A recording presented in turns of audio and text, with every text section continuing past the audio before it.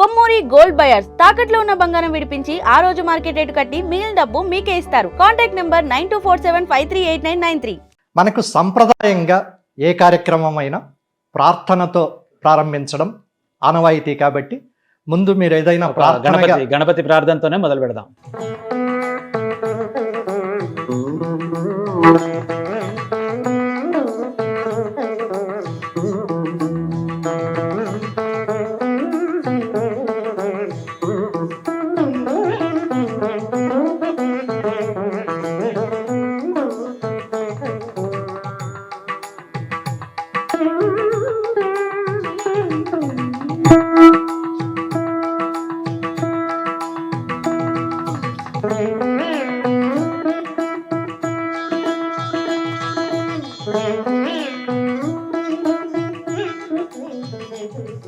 ఇప్పుడు మన చర్చలోకి వెళదాం.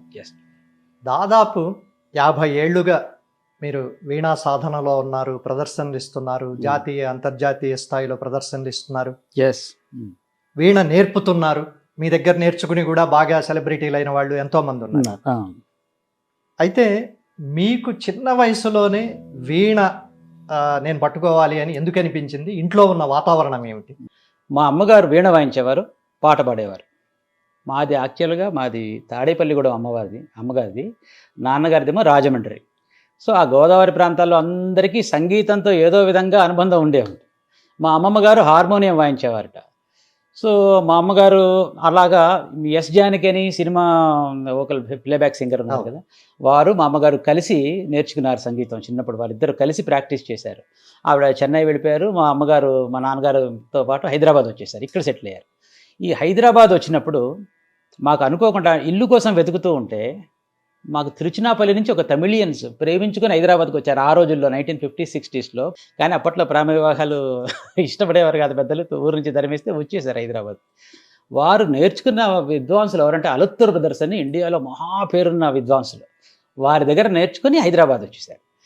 సో మా వాళ్ళు ఇల్లు కోసం వెతుకుతుంటే వీళ్ళ ఇంట్లో సంగీతం వినిపిస్తుంటే మా అమ్మగారు లోపలికి వెళ్ళడానికి జంకి బయటే కూర్చున్నారు. ఎన్ని గంటలు? 4-5 గంటలు కూర్చున్నారు. వాడు సంగీతం అంతా అయిపోయిన తర్వాత ఒకసారి బయటకు వచ్చి చూడంగానే మా అమ్మగారు కనిపించారు. వాళ్ళు తమిళియన్స్. ఏంటి ఇక్కడ ఉన్నారు అంటే, నేను సంగీతం ఆంధ్రా నుంచి వచ్చేసాను, సంగీతం నేను నేర్చుకుంటాను, మీది విని ఆగిపోయాను, నేను వీణ వాయిస్తాను, పాట పాడతాను. మరి ఎందుకు వచ్చారు ఇక్కడికంటే ఇల్లు కోసం వెతుకుతున్నాను. వాళ్ళకి పిల్లలు లేరు. ఆ విధి ఎలాగా కలిపింది, అక్కడ తిరుచినాపల్లి, ఎక్కడ ఆంధ్ర, వాళ్ళిద్దరు మా అందరు కలిసి హైదరాబాద్లో కలిపాను. సో వాళ్ళకి పిల్లలు లేరు. అయితే మన ఇంట్లోనే వీళ్ళు సంగీతం వాళ్ళు అంటున్నారు కదా, మన ఇంట్లోనే వాళ్ళ అద్దెకుంటూ వాళ్ళ ఇంట్లో వ్యూవర్స్, వాళ్ళ టెనెంట్స్, మేము సబ్ టెనెంట్స్. మా అమ్మ నాన్నగారు వాళ్ళ ఇంట్లో వాళ్ళ పిల్లల్లాగానే ఉంటూ. సో అప్పుడు మేము 6 సంతానం, 3 మగవాళ్ళు 3 ఆడవాళ్ళు. మాకు సంగీతం అంతా ఆయన టీజీ పద్మనాభం గారు చాలా విద్వాంసులు అనమాట. అప్పట్లో హైదరాబాద్ దాంట్లో నిజాం టైంలో ఆయన విద్వాంసులు. హైదరాబాద్లో ఉండే 2-3 విద్వాంసులు ఉండేవారు. అప్పట్లో తెలంగాణలో సంగీతం అసలు లేదు. వారు గుర్రాజాచారి గారు ఒకరు, మీకు ఫేమస్ హైదరాబాద్ బ్రదర్స్ అని శేషాచారి రాఘవాచారి గారు, వాళ్ళ నాన్నగారు. అట్లా 2-3 ఫ్యామిలీసే ఉండేవి హైదరాబాద్లో, అందులో వీరొకరు. సో వారు పాట పాడుతుంటే మా అమ్మగారు వారి దగ్గర నుంచి గ్రహించి వీణ మీద ఇంప్లిమెంట్ చేశారు. తర్వాత మా ఇద్దరు అన్నలకి మా నాన్నగారు చాలా చిన్న ఉద్యోగం. మా ఇద్దరు అన్నలకు తమిళియన్స్లో సంగీతం ఉందంటే వాళ్ళ ఇంట్లో వాళ్ళని ఎవరిని ఖాళీగా ఉండనివారు, అందరూ సంగీతాల్లో ఉండాల్సిందే. మా ఇద్దరు అన్నలకి ఒక మృదంగం మాస్టర్ని, సుదర్శనాచారి గారిని, ఆయన ఓల్డ్ సిటీలో ఉండేవారు. వారిని మా ఇంటికి పిలిపించి మా ఇద్దరు అన్నలకి సంగీతం మృదంగం నేర్పించారు. సో అప్పుడు ఇదంతా నాకు 5-6 ఏళ్ళు 7 ఏళ్ళు ఉన్నప్పుడే. సో ఇంట్లో ఆల్రెడీ 2 మృదంగిస్టులు ఉన్నారు. నన్ను కూడా మృదంగంలో మొదలుపెట్టారు. ఆల్రెడీ 2 ఉన్నారు, నువ్వెందుకురా ఈ వీణ ఎవరు చేయరు, నువ్వు వీణ చేయంటే వీణ ఆడవాళ్ళదమ్మా, నేను నేర్చుకోను అని చెప్పి నేను మృదంగం నేర్చుకున్నాను. కొంత మృదంగం నేర్చుకున్న తర్వాత వాళ్ళిద్దరూ నాకంటే బాగా వాయిస్తున్నారు. ఈయన వెనకబడిపోతానని నెక్స్ట్ పాట మొదలుపెట్టాను. సో 5-6 ఏళ్ళకి పాట కొంత ఎలా ఉంటుంది, ఆడవాళ్ళ వాయిస్ ఎలా ఉంటుంది, అలా ఉంటుంది. సో వాటితో అమ్మా ఇది కూడా నచ్చలేదు అనుకుంటే ఇంకా ఆఖరి మిగిలింది ఇంక వీణ ఒకటే, నేను ఇది జనరేషన్ కంటిన్యూ చేయాలి, లెగసీ వీణ నేర్చుకో నువ్వు అని చెప్పి వీణ మొదలుపెట్టారు. అప్పటికి నాకు 7 ఏళ్ళ 6 నెలలు ఎంతో ఉంటుంది. ఆ అదృష్టవశాత్తు ఆ వీణ ముట్టుకున్న తర్వాత ఒక 6 నెలల్లో మా అమ్మగారు ఏం చెప్తున్నా కూడా నెక్స్ట్ అనే ఇష్టం పెరిగిపోయి, అమ్మ నువ్వు ఇవన్నీ నేర్చుకొని బేసిక్స్ ఇవన్నీ నేర్చుకునేది ఓపిక లేదు నాకు, నువ్వు ఏదైనా చెప్పు, నేను 1000 సార్లు వాయించేసి అడ్వాన్స్ స్టేజ్ మిక్కిది వాయిస్తారు, నాకు అవి కావాలి, వర్ణాలు కీర్తనలు కావాలి, నేను బేసిక్స్ నేర్చుకోను అంటే, ఇవన్నీ నేర్చుకోకపోతే అది రాదురా అనేది మా అమ్మ. సో లేదు నువ్వు ఒకటి చెప్పు, అది రాకపోతే నేను వెనక్కి వచ్చేస్తాను అని. సో ఒక్క అలంకారాన్ని నేను ఒక 10,000 సార్లు వాయించి, అమ్మ నువ్వు ఏదైనా వర్ణం చెప్పవే, నువ్వు మోహన వర్ణం అంటే ఆ ఒక్క వర్ణం చెప్పేది. మళ్ళీ అందులో నువ్వు 20 వర్ణాలు నేర్చుకోవాలరా, నువ్వు కీర్తనలకు వెళ్ళాలంటే వద్దు, ఇదే 1000 సార్లు వాయిస్తే నాకు కీర్తన చెప్పేసి, అలా ఒక్క మోహన వర్ణం నేర్చేసుకుని వెంటనే వాతాపి గణపతి కీర్తన నేర్చేసుకున్నాను. అంటే నాది ఈ కట్టే కొట్టే తెచ్చే అంటారు కదా, బేసిక్స్లో 2, తర్వాత ఒక్కటే స్వరజతి, నెక్స్ట్ మోహనవర్ణం, తర్వాత 2 కీర్తనలు. ఆ తర్వాత ఈ సంగీతంలో ఇప్పుడు మనం నేర్చుకున్నవన్నీ ఆల్రెడీ బుక్లో ఉన్నవి. మీకు వెస్ట్రన్ మ్యూజిషియన్స్ ఎదురుగుండా నోటేషన్ పెట్టుకుంటారు, ఫిక్స్డ్ మ్యూజిక్. ఇదంతా మిమిక్రీ అనమాట. మనం సొంతంగా మనోధర్మం, అంటే సంగీతం మనకి ఏమర్థమైంది, తర్వాత మనం ఎలా ప్రదర్శన చేస్తున్నాం, ఇది చాలా ఇంపార్టెంట్ ఆస్పెక్ట్. ఒక 2 గంటల నిడివిలో మనం త్యాగరాజ స్వామి కీర్తన వాయిస్తాం, అది కీర్తన యొక్క తాలూకు నిడివి 4 నిమిషాలే. దానికి ముందు అందులో వాడే స్వరస్థాలాన్ని మనం ఎలాబొరేట్ చేయాలి, దాన్ని మనం రాగాలాపన అంటాం. ఆ కీర్తన అయిపోయిన తర్వాత అకారాన్ని రాగాలాపన అంటాం. అందులో వాడే అకారాన్ని మనం స్వర రూపంలో ప్రదర్శిస్తే దాన్ని స్వరకల్పన అంటాం. అది కీర్తన తర్వాత లయబద్ధంగా చేస్తాం. రాగాలాపనకి తంబూరా ఉంటే సరిపోతుంది. కీర్తన ఏ స్పీడ్లో అన్నామో అదే స్పీడ్లో దానికి ఇంకా స్వరకల్పన మనకేం అర్థమైంది దానిదే. ఈ మనోధర్మ సంగీతం దగ్గర చాలామంది ఆగిపోతారు. కోట్ల మందిలో ఒకళ్ళిద్దరికి అలా అయిపోతుంది. అప్పుడు 4-5 కోట్ల మంది జనాభాలో మీరు బాగా వాయించే వాళ్ళని పెడితే 5-6 కూడా ఉండరు. అంటే అంత కష్టమైన ప్రక్రియ. ఎందుకు కష్టం అంటే మ్యూజిక్ అంతా కూడా మ్యాథమెటిక్స్. సంగీతం అంతా ఒక నిర్దిష్టంగా కొలమాలలో నిర్దేశించబడింది.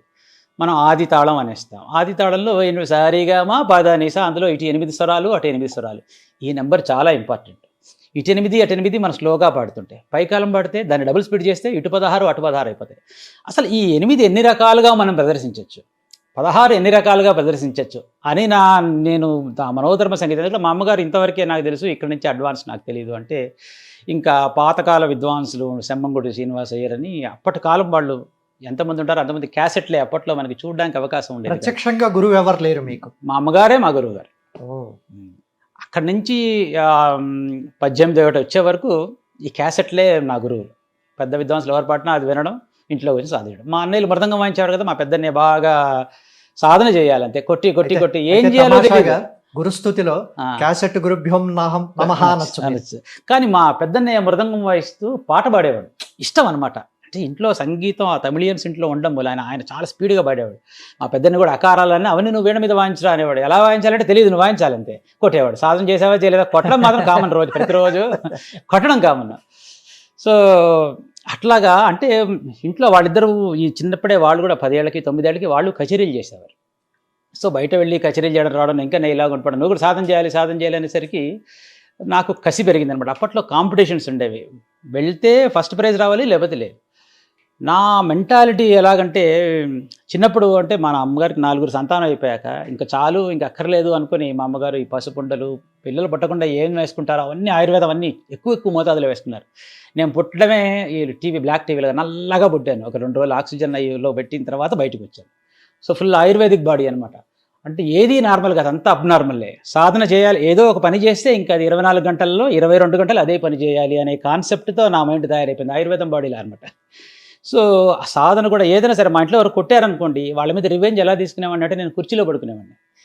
అన్నం తినేవాడు, అందరూ అన్నం తింటుంటే ఉత్తి వైట్ రైస్ మాత్రమే తినేవాడిని, మిగతా అవేవి తినేవాళ్ళం కదా. అంటే వాళ్ళకి పనిష్మెంట్ అన్నారు, వాళ్ళు ఎక్కడ తినగలరు, ఇంకా వాళ్ళు మంచిగా పడుకుని నేను కుర్చీలో పడుకుని వాళ్ళు ఎక్కడ నిద్ర వస్తుంది. ఇదే నా రివెంజ్ చిన్నప్పట్లో. అంటే రావణాసురుడు మనం చూడలే కానీ ఎంత ఉంటుందో అగ్రెషన్, అంత అగ్రెషన్ నాలో ఉంది. అట్లా సాధన నాకు నేర్చుకునే దశలో ఎన్ని గంటలు రోజుకు మీరు సాధన చేశారు?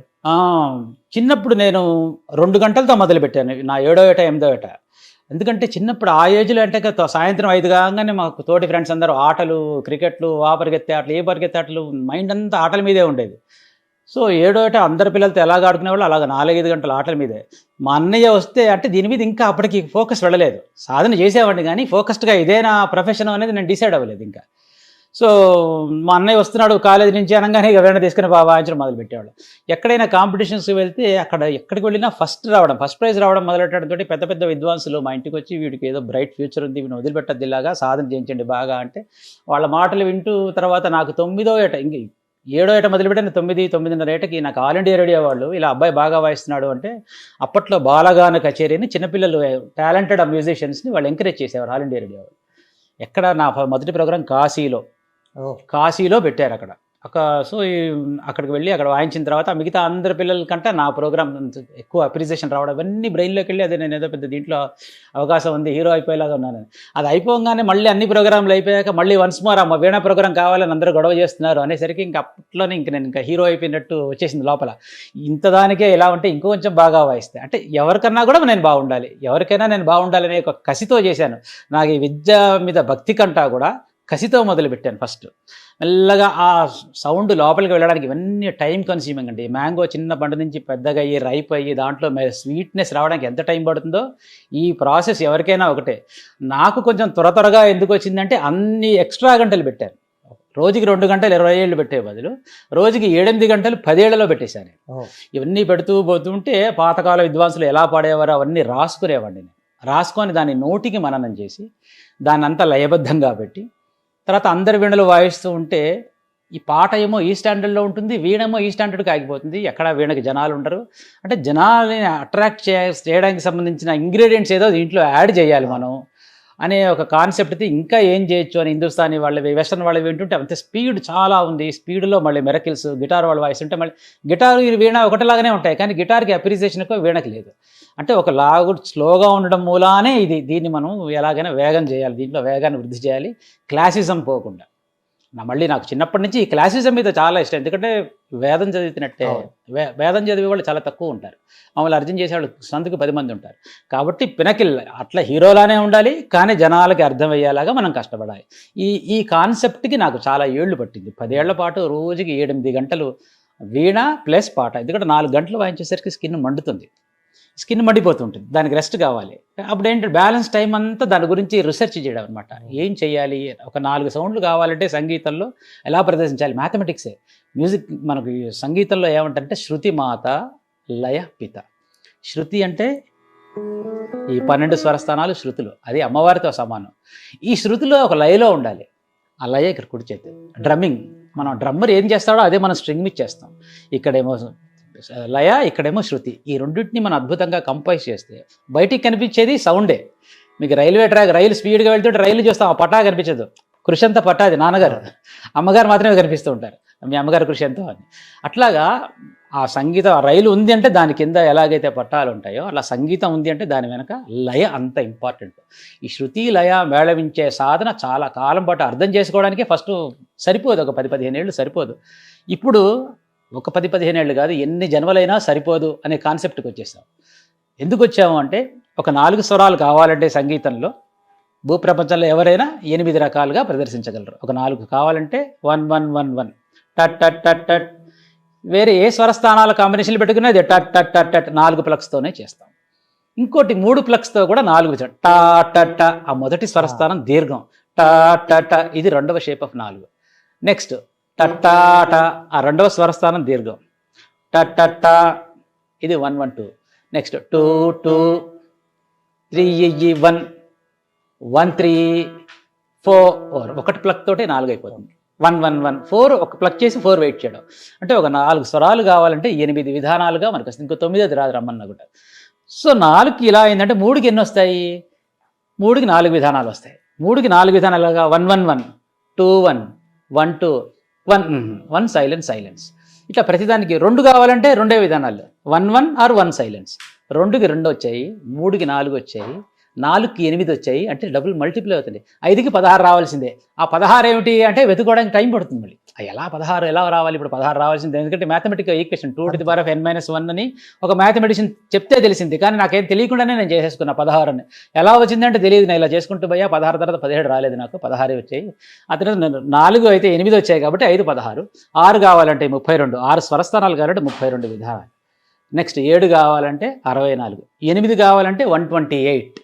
సో ఇట్లాగా నెంబర్ 8కి 128 అయిపోయింది. అలా 16 కావాలంటే 16 అక్షరాల సంగీతం అంటే ఒక 4 బీట్లలో సంగీతం నింపాలంటే we have more than 32,000 combinations, 32,000. ఒక 4 బీట్సే. ఆది తాళం అనేది 8 బీట్స్ ఉంటుంది. 8 బీట్లు కావాలంటే 32 అక్షరాలు. 2^31 అంటే 150 కోట్ల కాంబినేషన్స్ ఉంటాయి. ఒక్క ఆవర్తం సంగీతంలో మనకు అర్థం కావాలంటే 150 కోట్ల విధానాలు ఉన్నాయి. అది ఒక జన్మ కాదు, 10 జన్మలైనా చాలు. అప్పుడు అర్థమైపోతుంది మనం జస్ట్ సముద్రంలో ఒక నీటి బొట్టు అని.